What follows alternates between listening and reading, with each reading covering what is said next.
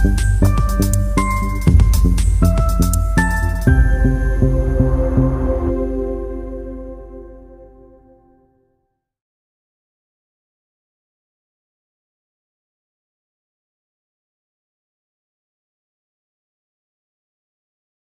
orang Israel sendiri itu anak Kak, yang di Israel sana itu cucunya dari Ibrahim atau Abraham, itu tidak pernah mengatakan yang dikurbankan itu Ismail Kak. Jadi tiba-tiba agama Kakak di abad 7 mengatakan itu Ismail, ya orang Israel sana ketawa Kak, yang mereka sendiri adalah cucunya. Kakak salah paham, orang Israel, orang Yahudi sana dengan orang Kristen ketawa ngelihat ibadah kalian ini gitu, karena bukan itu makna ibadahnya. Kurban itu di mana-mana dibakar habis sampai mati, bukan ditelan. Terus diciptakan ke hari keberapa lah babi ini? Babi itu diciptakan waktu zaman Bahtera Nabi Nuh terdampar Kak. Itu banyak tai-tai manusia, tai-tai. Jadi babi ini terakhir diciptakan? Iya, waktu zaman Nabi Nuh. Bukan manusia yang terakhir diciptakan ya, babi ya. Teman-temanku, Shalom, berjumpa lagi dalam YouTube channel Tanya Aja Pasti Ku Jawab. Berikut ini kita akan menyaksikan sebuah video diskusi agama antara apologet Kristen Agatha of Palermo bersama dengan Muslim. Nah, seperti apa diskusinya? Saksikan video ini dari awal hingga akhir dan semoga mendapatkan pencerahan ya. Halo Zainal Mustafa Kamal. Ya, halo. Halo. Assalamualaikum Bang. Oke. Halo. Halo. Iya, halo Bang. Silakan Bang, mau bertanya apa Bang? Oke. Ini di luar konteks ketuhanan ya. Di luar konteks? Emangnya ada yang di dalam konteks? Apa tuh Bang? Silakan Bang. Oke. Di luar konteks ketuhanan. Masalah ini. Masalah apa Bang? Masalah internal keluarga Anda Bang? Janganlah bicarain di sini Bang, nggak baik. Cepet Bang, kuotanya si Borpa sudah mau habis Bang, lama kali kau. Oke. Ini di luar konteks ketuhanan. Apa? Udah 3 kali Abang bilang itu ya. Apakah Bible itu benar-benar firman Tuhan? Bukanlah, firman Tuhan itu ya Yesus lah. Oh, bukan yang tertulis di dalam Bible itu, bukan ya? Itu adalah kesaksian para nabi dan para rasul. Ini tuh kesaksian para nabi dan para rasul tentang firman. Bukan firman ini Bang. Oke. Karena ini adalah tulisan tentang firman. Jadi ini bukan firman. Ini mau dibakar, mau dikentutin, mau diberakin, mau dibuang, nggak ngefek Bang. Karena ini adalah tulisan kesaksian tentang firman oleh para nabi dan para rasul. Apakah di dalam Bible itu semua hukum itu ada? Hukum apa Bang? Semuanya. Ada. Coba tertera di mana? Di dalam hukum Tauratnya Musa itu ada Bang. Kejadian, Keluaran, Bilangan, Ulangan, Imamat, di situ semua terdapat hukum. Itu kan di Taurat. Kalau di Bible. Lah ini kan Bible Bang. Emang ini apa? Kalau Taurat itu kan kita. Kenapa? Musa. Kalau Taurat itu bagian dari Bible. Jadi Taurat ada di Bible. Terus Alkitab itu artinya Bible Bang. Ya ini Bible. Taurat itu di sini Bang. Nih tempatnya. Tuh. Nih Injil, ini Kejadian, Keluaran, Ulangan, Bilangan, Imamat. Ini Bible. Bagian dari Bible itu adalah Taurat Bang. Nggak tahu ya? Tapi bukankah Taurat itu sudah dibatalkan? Sama siapa? Di dalam Bible itu sendiri. Nggak ada. Justru para rasul meneguhkan. Itu kata Rasul Paulus. Coba di mana? Roma. Nih ya. Nah.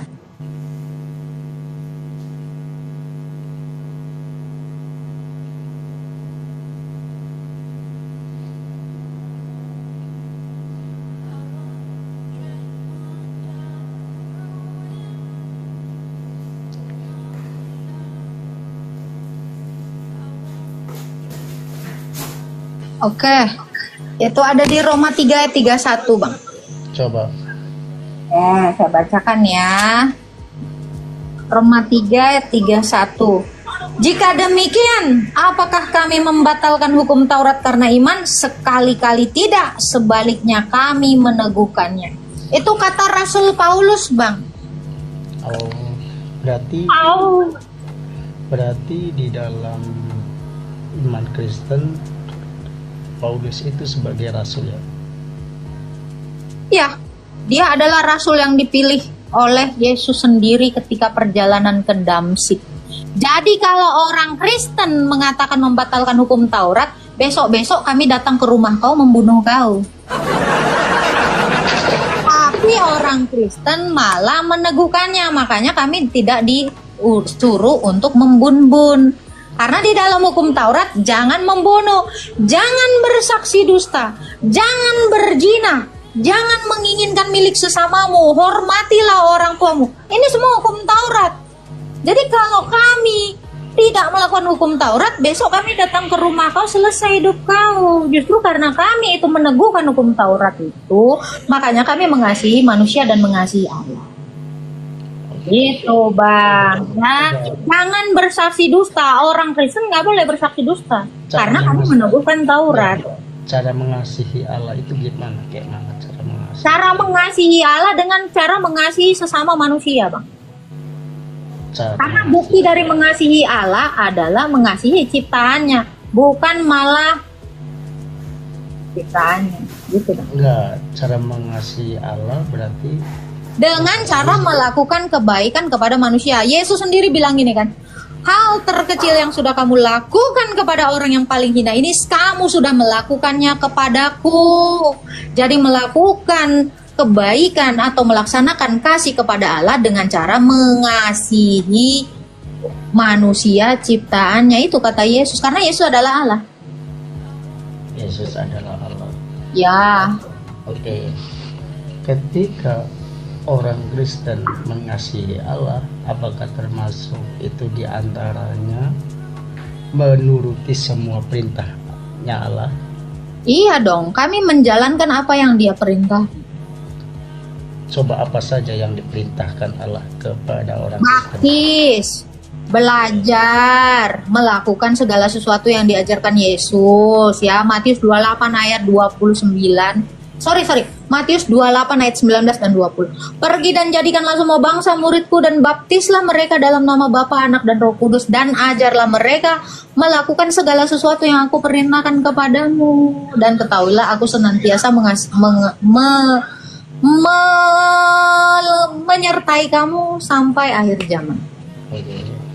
Iya, jadi apa yang disuruh Tuhan Yesus, apa yang disuruh Allah Bapa itu adalah membaptis. Makanya membaptis. Yang kedua, kami juga harus memberi pertanggungjawaban iman. Nah, ini berapologetika ini adalah salah satu perintah Tuhan saya yang saya lakukan. Supaya apa? Supaya orang-orang yang tidak mengenal Yesus jadi mengenal Yesus. Supaya orang-orang yang hidup dalam kegelapan karena sesatnya manusia disesatkan oleh iblis itu jadi masuk ke dalam terang. Nah, penginjilan adalah upaya memasukkan orang dari gelap kepada terang. Karena orang Kristen itu adalah anak-anak terang. Gitu, Bang. Anda mengatakan bahwa Bible itu kesaksiannya. Iya dong, kesaksian para nabi dan para rasul tentang Tuhan Yesus. Oke. Itu pasal raja-raja itu adanya di mana? Raja-raja di kitab raja-raja dong. Kok ada di mana?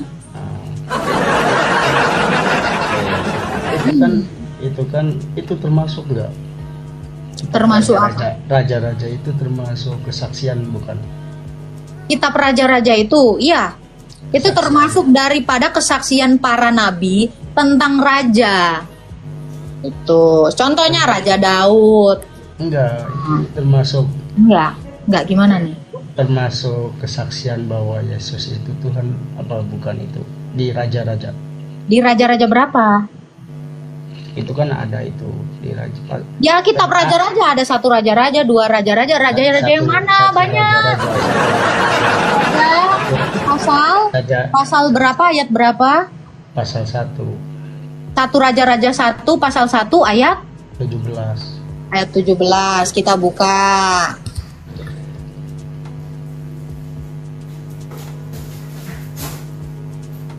Raja-Raja 1 Raja-Raja 1 pasal 17, Bang. Oke.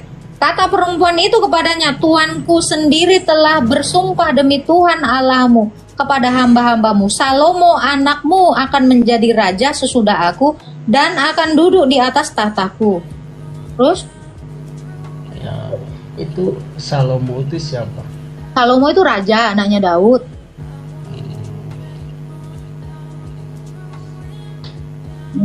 Terus? Terus keturunannya masih ada nggak sampai sekarang? Keturunan Salomo. Ya. Keturunan Salomo yang sekarang ini ya orang-orang Israel itu, Bang. Siapa yang menjadi raja orang Israel itu? Yesus.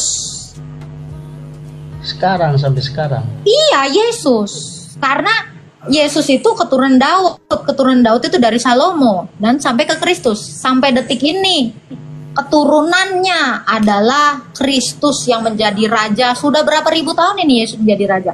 Makanya sekarang orang Israel itu berrajakan Yesus Kristus. Kerajaannya mana kerajaannya? Kerajaannya di sorga, kata Yesus. Oh, bukan di bumi. Bukan, Yesus sendiri berkata, kerajaanku dari atas, kerajaanku di sorga, kerajaan di bumi ini terlalu murah dan rendah.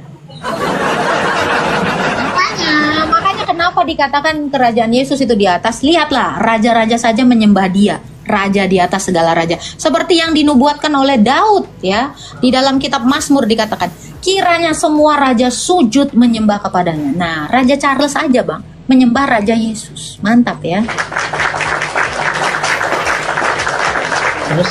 Terus apa bedanya pas zaman Musa itu terhadap Fir'aun? Apa bedanya? Apa, Bang?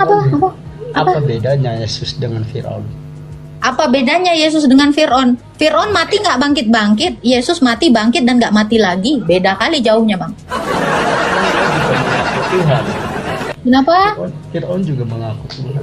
Iya, masalahnya dia nggak bangkit, Bang. Itu kan goblok. Yang nggak bangkit aja kok ikutin. Itu bedanya Fir'aun mengaku Tuhan tapi nggak bangkit. Sama seperti ketika Fir'aun mengaku dia Tuhan, ada rakyatnya mati, ya, penasihatnya mati, dia nggak sanggup bangkitkan. Jadi kayak gitu, Bang, ya. Dia Fir'aun itu ngaku Tuhan, mati rakyatnya nggak ada satu pun dibangkitkan, nggak sanggup, dia sendiri pun nggak bisa bangkit. Sama lah, Bang, sama Tuhan abal-abal itu, Bang. Silakan, Bang. Oke. Iya, Bang. Ada lagi yang mau ditanya, Bang? Ini ada lagi yang mau naik nih. Siapa lagi? Kerajaannya itu bukan kerajaan di surga, bukan kerajaan di bumi ya. Iyalah, di kerajaan di bumi ini tinggal begitu nama Tuhan Yesus selesai itu, Bang. Ketika Tuhan Yesus mengatakan bait Allah itu akan kurubuhkan, nah, rubuh sampai detik ini nggak bisa lagi mereka bangun. Yesus kalau udah ngomong sekali, mohon maaf, Bang, pasti kejadian. Karena Yesus adalah ya dan amin. Berarti di surga cuma ada kerajaan Yesus doang, nggak ada. Iya dong, kerajaan Allah dong, karena dia Allah. Yang ada di surga itu hanya kerajaan Allah, nggak ada kerajaan Fir'aun. Kerajaan Fir'aun udah nggak ada, Bang. Kerajaannya Inggris masih ada, Bang, di Inggris, Bang, dipimpin sama Raja Charles, Bang. Raja Charlesnya aja bertuhankan Yesus, Bang. Raja kami. Bukankah Yesus di dalam surga mengaku anak? Iya dong, dia anak karena dia adalah firman. Anak manusia. Dia anak manusia dan juga anak Allah, Bang. Kenapa, Bang? Kaget kau. Kenapa dia disebut anak manusia? Karena dia keturunan dari Daud. Itu tadi yang kau bilang tadi, 1 Raja-Raja 1 ayat 17 tadi. Menggenapi itulah dia kemanusiaannya. Keilahiannya dia itu adalah anak Allah. Karena dia berkerajaan di Isyoring, ya. Makanya disebut kerajaan Allah. Gini. Gimana? Ketika ada emas yang bercampur perak, itu apakah itu masih dinamakan emas asli? Emas tidak pernah bisa bercampur dengan perak. Meskipun disatukan, emas tetap emas, perak tetap perak. Ya, bahkan emas dicampur lumpur, teonta pun, Bang, emas tetap emas. Dan teonta tetap teonta, maupun dibalut-balut, Bang. Sama seperti keilahian Yesus. keilahiannya tetap keilahian, tidak bercampur dengan kemanusiaannya. Nah, ini juga sudah di anatema di dalam konsili ya, konsili Kalsedon ya. Jadi sesuai dengan Kolose 2 ayat 9 ya, di dalam jasmaninya berdiam seluruh kepenuhan keilahian. Jadi keilahian Yesus tidak pernah bercampur dengan kemanusiaan Yesus. Demikian emas dan perak tidak pernah bisa bercampur. Meski kau leburkan emas dan kau leburkan perak, kau satu-satukan, emas tetap emas dan perak tetap perak. Seperti itu, Bang. Gimana, Bang? Ada lagi yang mau kau tanyakan, Bang? Jangankan sama perak, sama tek kebo aja. Emas itu tetap emas, Bang. Nggak akan nyampur itu sama tek kebo, Bang. Santai aja, Bang. Kayak gitu keilahian Yesus. Ada lagi yang mau ditanya, Bang Jainal? Sila, Bang Jainal. Sila. Gini. Gimana? Air dan minyak kan nggak bisa bercampur ya. Iya, Bang. Gimana kok ceritanya bisa anak manusia bercampur dengan Tuhan, itu kayak mana? Anak manusia tidak pernah dikatakan bercampur, tetapi anak Allah, yaitu Sang Firman, mengambil kodrat manusia dan menjadi sama seperti manusia. Filipi 2 ayat 6 sampai 8. Yang walaupun dalam rupa Allah tidak menganggap kesetaraan itu sebagai milik yang harus dipertahankan, melainkan telah mengosongkan dirinya sendiri dan mengambil rupa seorang hamba. Gitu. Ketika gini, itu kan cerita dalam. Oh, ini bukan cerita, Bang, ini fakta. Jadi yang ditengok oleh Rasul itu rupa manusia dalam diri Yesus, tetapi lihat pekerjaannya ketika dia mengubah air jadi anggur, itu adalah keilahiannya. Keilahiannya yang tidak pernah kita tanggap dengan mata kita, tetapi dalam kemanusiaannya, keilahiannya itu dinyatakan. Oh, bedanya Kristen dan Islam gitu ya. Kalau Nabi bisa merubah anggur menjadi intinya bukan bisa. Itu Allah, Bang. Nabi mana bisa ngerubah anggur, Bang? Yang merubah air jadi anggur itu Allah, Bang. Nabi itu cuman alat, Bang, ya. Abang jangan lama-lama tambah goblok lah. Gini. Gak usah Nabi, saya aja bisa merubah air putih menjadi air merah. Itu bisa saya. Iya, karena kau tambahkan bahan pemerah, Bang. Ya, itu apa bedanya dengan Yesus? Oke, Yesus itu tidak menambahkan apapun dalam air itu, tetapi bisa mengubahnya langsung tanpa menggunakan media apapun dengan rahasia keilahiannya. Ya kan, coba nih, Bang. Abang jangan pakai apa-apa, karena Yesus ketika mengubah air jadi anggur, dia bukan mengoplos minuman, Bang. Seperti yang di dalam Syirah ya, ada Nabi Isa mengoplos minuman waktu kecil ya. Ini Yesus ubah jadi anggur ini tanpa mengambil lipstick, Bang. Jadi merah, nggak ada, Bang. Kalau kau kan pakai kayak gitu, Bang. Yang lagi dilakukan Yesus itu bukan seperti kau itu, Bang, ya. Yang bisa kau lakukan adalah membuat anak perawan jadi bunting. Itu aja. Itu pun gara-gara sperma kau, Bang. Gini, apakah kau percaya dengan sihir? Percaya nggak dengan sihir? Iya dong, percaya dong sihir. Karena setan juga bisa melakukan itu, Bang. Apa hebatnya? Apa bedanya ketika Yesus merubah anggur itu dengan sihir? Apa bedanya? Iya, masalahnya penyihir itu tidak dalam kebenaran, tetapi Yesus dalam kebenaran. Penyihir itu selalu melakukan atraksinya yang nggak berguna, tidak pada tempatnya. Contoh, membola bulan yang nggak ada faedahnya itu penyihir. Contoh lagi, apa lagi contohnya ya?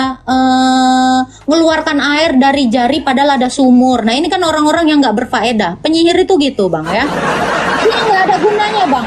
Mecah-mecahin burung terus disatukan nggak ada faedahnya, itu kayak orang kurang kerjaan, Bang. Tapi Tuhan Yesus itu melakukan mujizatnya nyata, tepat waktu dan tepat guna. Karena ada perjamuan nikah, maka dia melakukan sesuatu yang menakjubkan. Gitu, Bang. Jadi kalau penyihir itu, Bang, dia itu mau show off tapi nggak pada tempatnya. Nah, itu penyihir itu seperti itu, Bang. Jadi nggak kepake memang. Buat mujizat dia yang nggak pernah disaksikan orang, ngebodoh-bodohin orang. Nah, itu adalah pembodohan, Bang. Bukan mujizat itu, Bang. Karena tidak ada kebenaran di situ, Bang. Kata siapa? Iya, apa kebenarannya? Masalahnya tidak ada kebenarannya ketika ditanya siapa bapaknya Ibrahim, dia nggak tahu. Berarti dia adalah Allah yang tidak memiliki kebenaran. Dia ditanya istrinya si Musa, dia nggak tahu kebenaran apa yang dia dapat, nggak tahu. Nggak ada kebenaran, Bang. Sama seperti penyihir. Penyihir itu nggak ada kebenarannya. Dia bisa melakukan mujizat, tapi dia tidak memiliki kebenaran dalam hidupnya. Karena apa? Dia sukanya berdusta, memfitnah. Gitu, Bang. Jadi ya, udah saya bilang, saya bukan mau menunjukkan lagi mujizatnya Yesus, tetapi kebenarannya. Ketika dia berbicara, aku bisa membangkitkan kau. Dia benar-benar mati dan bangkit. Ini kebenaran.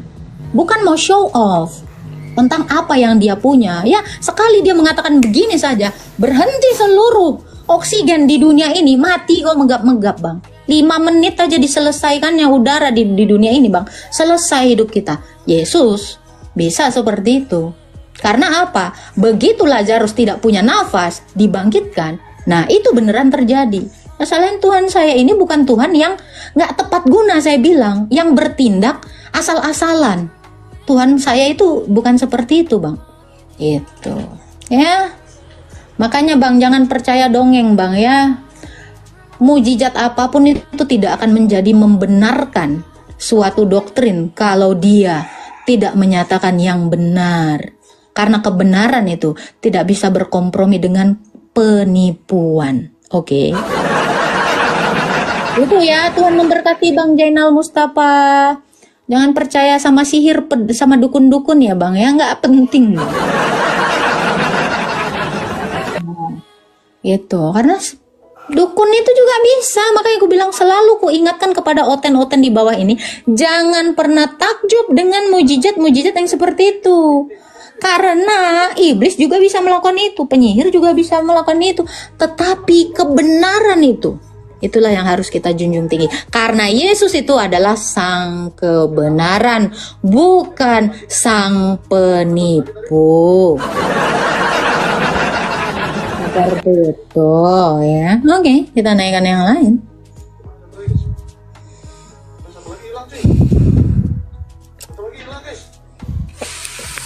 Halo, Lismayanti.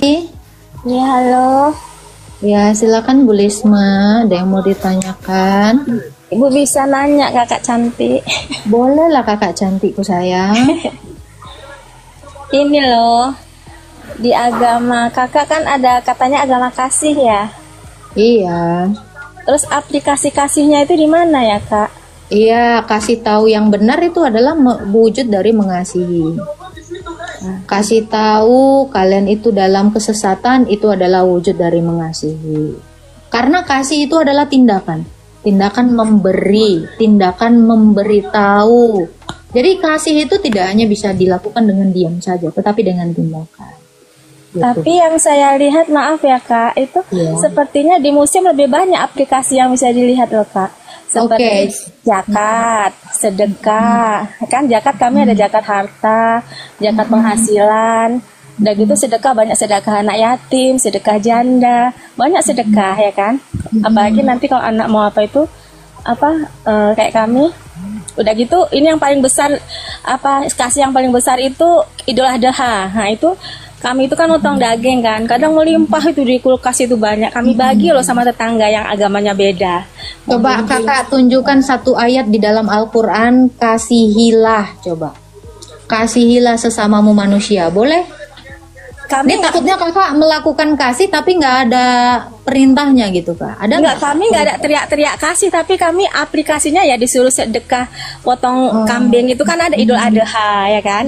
Itu kami bagi loh Kak ke sama itu yang dari agama. Mana itu Kak ajaran Idul Adha itu, kurban itu ajaran dari mana Kak? Dari Nabi Ibrahim. Udah Ibrahim itu memangnya pernah motong kambing terus bagi-bagiin tetangga Kak? Kan saya baru tahu loh Kak. Enggak, dia menyuruh kan memotong anaknya itu kan, memotong Ismail, tapi kan rupanya diganti sama Allah dengan kibas, terus untuk dibagikan ke tetangga-tetangga. Oh, di mana itu ayatnya Ibrahim membagi motong domba terus dibagiin ke tetangga? Saya nggak pernah baca itu ayatnya. Disuruh, kalau kami ini kayak apa namanya? Nggak ada Kak, karena di dalam Quran sendiri Ismail itu pun, kata Ismail pun itu nggak ada, itu hanya tafsiran. Yang dilakukan Ibrahim itu nggak pernah bagi-bagiin tetangganya Kak. Ini makanya saya bilang, kalian tidak punya ayat, kalian melakukan apa yang diperintahkan yang tidak pernah diperintahkan Tuhan gitu loh. Ada loh kakak di Coba tunjukin sama saya, ada Ibrahim bagi-bagikan daging kurban kepada tetangganya. Ya, Saya nggak harus dijelaskan Ibrahim bagi-bagi loh, nggak, tapi dengan gambaran bahwasanya Nabi Ismail itu dipotong kibas, diganti kibas, itu dibagi, itu kan udah konotasinya udah sama, nggak harus dijabarkan semua, nggak ada penjabaran seperti itu. Sini aku kasih tahu kakak. Tahu nggak kakak, kenapa Abraham itu menyembeli Ishak? Ishak anaknya ya, bukan Ismail ya. Ini pun kakak entah dari mana. Ismail loh. Ya, ini kan orang Israel sendiri, itu anak kak yang di Israel sana, itu cucunya dari Ibrahim atau Abraham. Itu tidak pernah mengatakan yang dikurbankan itu Ismail kak. Jadi tiba-tiba agama kakak di abad 7 mengatakan itu Ismail, ya orang Israel sana ketawa kak. Yang mereka sendiri adalah cucunya. Sejak kapan nenek moyang kami mengorbankan yang namanya Ismail? Kakak tanya aja tuh masih pada hidup tuh kak. Makanya saya bilang, sebentar kak, literasi kurban yang kalian dapat dari Abraham itu adalah kesalahpahaman yang hakiki. Kenapa? Karena kurban sesungguhnya itu adalah Yesus yang dimaksud di situ. Makanya Ishak itu tidak layak disembeli. Kenapa? Karena Ishak berdosa. Yang berhak disembeli itu hanyalah Tuhan Yesus. Makanya Yesus itu disalib. Makna dari kurban itu sejatinya adalah ketika manusia berdosa, dosanya dilimpahkan ke korban itu supaya manusia itu ditebus kesalahannya, dihapuskan kesalahannya. Itu makna yang dilakukan oleh Abraham. Tiba-tiba agama kakak yang di abad ke-7 tidak mengerti ini tentang kurban ini. Ya, makanya saya bingung kakak. Sejak kapan dapat literasi Ibrahim bagi-bagi kambing, bagi-bagi daging ke tetangga? Nah ini, ya kakak salah paham. Orang Israel, orang Yahudi sana dengan orang Kristen ketawa ngelihat ibadah kalian ini, gitu. Karena bukan itu makna ibadahnya. Kurban itu di mana-mana dibakar habis sampai mati, bukan ditelan. Nah ini salah lagi. Ya gitu ini ya kak, amin. Saya dengar katanya kakak kan dihalalkan ya makan babi karena bukan sesuatu yang masuk ke mulut yang haram, tetapi apa yang keluar bergosip. Tapi aplikasinya kan gini kan kak, Nabi Adam kan dicampakkan dari surga karena memasukkan sesuatu ke mulut. Jadi seperti Tuhan emang itu yang dimasukkan ke mulut oleh Adam itu babi, buah kuldi. Berarti buah kuldi seandainya kan kak, amit kak, seandainya buah kuldi itu haram kak. Iya, kan seandainya Tuhan mengirimkan ini Adam, kau kucampakkan ke surga, tapi ku kasih nih buah kuldi ke dunia. Kan banyak orang yang nggak mau makan buah kuldi karena Adam aja di surga bisa kecampak ke dunia. Jadi 75% mungkin pada masuk surga semua karena takut. Tapi Tuhan nggak mau manusia tuh masuk ke surga karena ketakutan, tapi karena iman. Makanya di dunia diganti dengan babi. Jangan kalian makan buah kuldi jadi babi. Emang nggak mati makan buah kuldi, ada nggak mati? Tanya kak. Sekarang saya tanya kak, di zaman Adam memangnya babi haram? Di zaman Adam nggak ada babi. Di Al-Quran itu kalau babi di zaman Adam belum ada babi, terus kenapa ada hewan babi dan dinamai Adam itu binatang babi? Kan tugasnya Adam ngasih nama sama hewan. Terus diciptakan ke hari keberapa lah babi ini? Babi itu diciptakan waktu zaman Bahtera Nabi Nuh terdampar kak. Itu banyak tai-tai manusia, Jadi babi ini terakhir diciptakan. Iya, waktu zaman Nabi Nuh. Bukan manusia yang terakhir diciptakan ya, babi ya. Wow, ini Allahnya lain lagi ya dari Allah Israel. Emang seperti itu, bukan nyatanya di Al-Quran loh kak. Di Al-Quran dibilang seperti itu. Babi itu diciptakan waktu Bahtera Nabi Nuh itu terdampar, dan gitu manusia kan banyak tai binatang. Jadi kata Allah dalam melalui Jibril disuruh Nabi Adam itu, mengusap ekor gajah, terus jadi sepasang babi untuk makan kotoran-kotoran, membersihkan. Kakak percaya dongeng ini? Terus kakak percaya dongeng ini kak? Kakak percaya karena apa? Nabi Muhammad itu mengatakan ada laut terbelah yang menyatu yang berbeda warna, itu sekarang dibuktikan. Zaman dulu Nabi Muhammad nggak pernah keliling dunia kan, tapi ada di Al-Quran kok bener kak, itu ada di Al-Quran. Sebelum Muhammad sebelum Muhammad menemukan Selat Baltik itu udah ditemukan seperti itu kondisinya. Enggak, tak ada yang tahu loh kak, baru sekarang orang tahu karena udah menjelajah dunia. Orang Islam yang nggak tahu kak. Orang Yunani itu udah tahu itu Selat Baltik itu kak. Loh, Muhammad itu baru tahu dan kalian percaya dia penemunya. Kenapa orang mati itu kalau emang dulu tahu kenapa nggak dimasukkan ke kitabnya? Kenapa kitabnya Nabi? Sekarang saya tanya Kak, kalau itu dimasukkan kitab terus apa faedahnya? Saya tanya sama Kakak. Loh, justru itu membuktikan kebenaran kitabnya. Bukan. Kebenaran itu Kak, kebenaran itu justru akan terungkap kalau siapa yang disalibkan. Ya itu baru tahu ya itu orang yang diserupakan bukan. Siapalah yang diserupakan itu kalau tahu Kak? Sekarang ini pertanyaannya ya, Kak ya, kalau tentang Nabi Isa ya. Kalau memang tahu siapalah yang diserupakan itu saya tanya. Nggak tahu kan? Yudas Iskariot. Di mana dalilnya? Di mana? Ada yang dia bolak-balik membantah nabi itu. Nah, ini lagi lebih koplak Kak. Yudas itu sudah mati sebelum Yesus itu disalib. Nah, ini lebih nggak tahu lagi. Sekarang gini, Kakak mengaku bahwasanya Yesus sama Isa beda kan? Beda orang. Ya kan? Tapi kenapa di kitab Kakak itu mujizat itu Isa? Udah gitu berpuluh-puluh tahun itu kenaikan Nabi Isa di kalender itu kenapa nggak ada yang bantah? Apa mujizat? Kenapa baru sekarang dibantah? Oke, kalau Kakak mengatakan di kalender itu adalah Isa. Isa di situ diperingati kematian. Kenaikan Isa. Ya, kematian Isa pun diperingati. Kenapa yang diserupakan? Ya kenapa sekarang baru Kakak bedakan antara Yesus dan Isa? Kalender sudah mengatakan memperingati kematian Isa Al-Masih. Tiba-tiba Isa diserupakan, malah berdusta. Ya enggak loh. Kenapa kalender nih kan Kakak tadi bawa kalender? Kenapa namanya Isa? Boleh, oke lah ya namanya Isa. Anggaplah namanya Isa. Kenapa Isa diperingati kematiannya sementara bilangnya diserupakan? Kan ini lebih koplak. Yang bikin yang memperingati kan kalian, bukan Allah kami. Ya iya, pernah memperingati. Karena yang tercatat di kalender kan manusia. Oh enggak Kak, kenapa kami memperingatinya? Karena dunia memang sudah tahu Isa alias Yesus yang disalibkan itu benar-benar mati. Makanya disalib. Kak, makanya pertanyaannya kenapa bukan Nabi Muhammad yang hadir di akhir zaman? Kodratnya manusia itu harus mati dulu di dunia baru dia akan balik. Isa itu belum mati, masih di. Kalau gini Kak, kalau kodratnya manusia itu mati, kenapa Isa nggak mati? Berarti kodrat dia bukan manusia Allah dong. Ditunda dulu untuk akhir zaman. Nabi Muhammad memang sudah mati, sudah meninggal. Nggak akan kembali lagi, tapi nanti menolong kami di akhirat gitu loh. Mana buktinya Isa ditunda matinya dan nanti mati? Sekarang gini Kakak, Amit Kak, sekarang gini, nanti dibuktikan kok Isa udah datang ke dunia. Berarti Quranmu nanti dibuktikan itu benar. Sekarang udah benar, karena ada bukti asliannya. Sekarang gini Kak, kalau belum terbukti mungkin nggak disebut benar. Kakak, sudah terbukti nanti mati baru benar. Nah sekarang kebenaran kitabmu masih tanda tanya. Bukan itu maksud Tuhan kami Kak. Allah itu menurunkan ilmu maybe. Mungkinkah supaya kitabnya nggak ditiru, kitabnya nggak ditiru kitab lain. Kitab-kitab lain itu nggak menyalin yang kata Allah tuh ada ilmu maybe. Mungkinkah ada lautan yang bercampur supaya yang kitab lain tidak bercampur? Orang kan nggak mungkin, jadi nggak diikutin, nggak ditaruh di kitabnya. Kakak, kitab Kakak terakhir. Kitab kami udah duluan. Gimana kitab yang duluan ada ngikutin yang belum ada? Logikanya. Kakak, bahasa kita gini. Supaya kitab kami nggak ditiru. Kitab kami nggak perlu niru kitab Kakak. Kitab Kakak mungkin niru kitab kami. Kenapa? Karena kitab kami, sabar. Kitab kami duluan ada. Nggak mungkin uang asli niru uang palsu. Uang palsunya belum ada sayang. Nih, Kakak ejaan baru.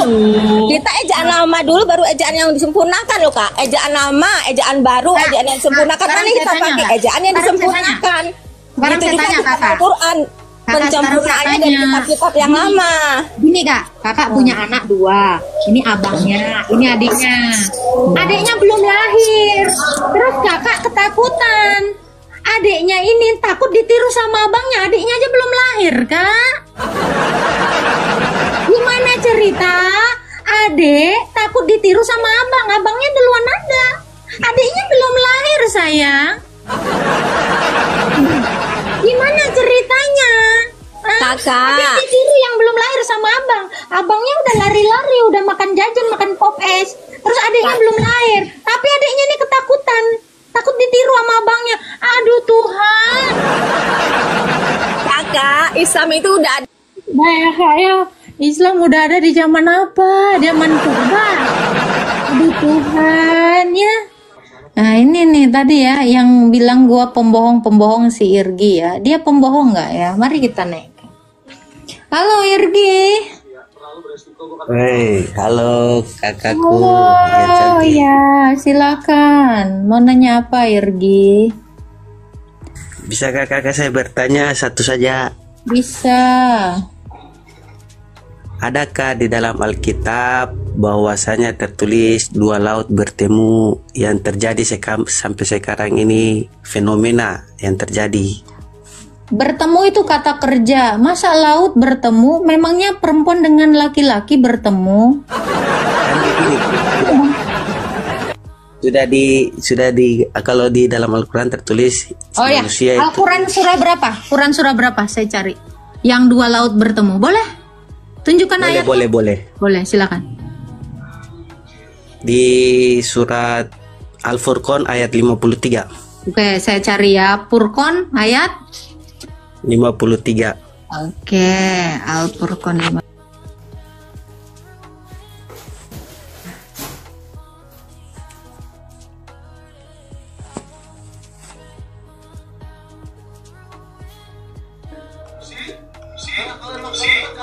Oke, ini suaraku kedengaran, Bang.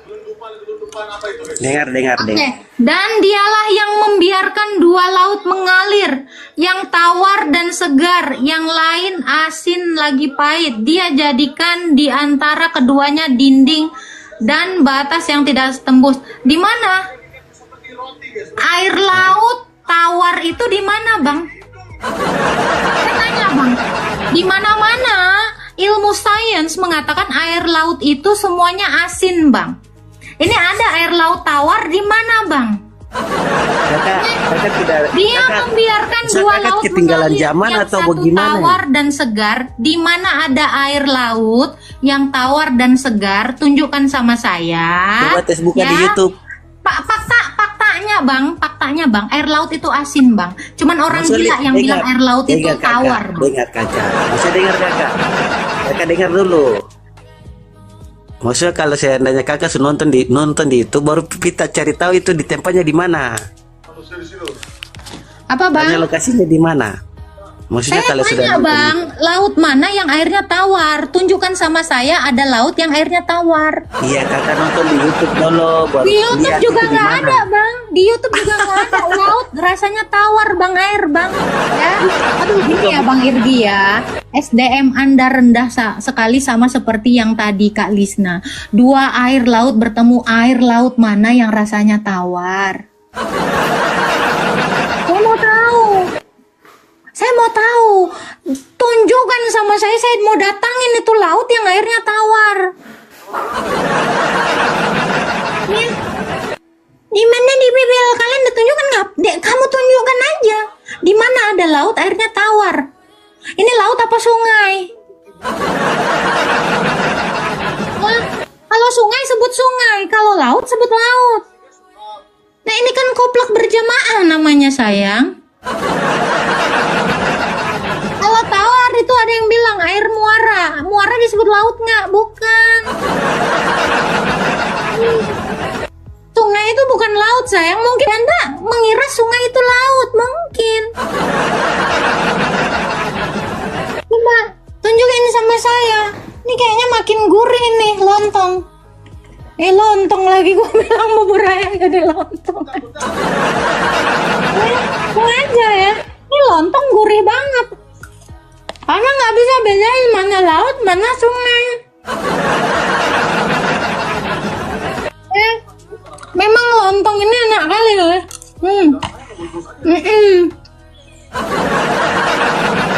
Ya, kalian ini mau-mau aja digoblok-goblokin orang goblok.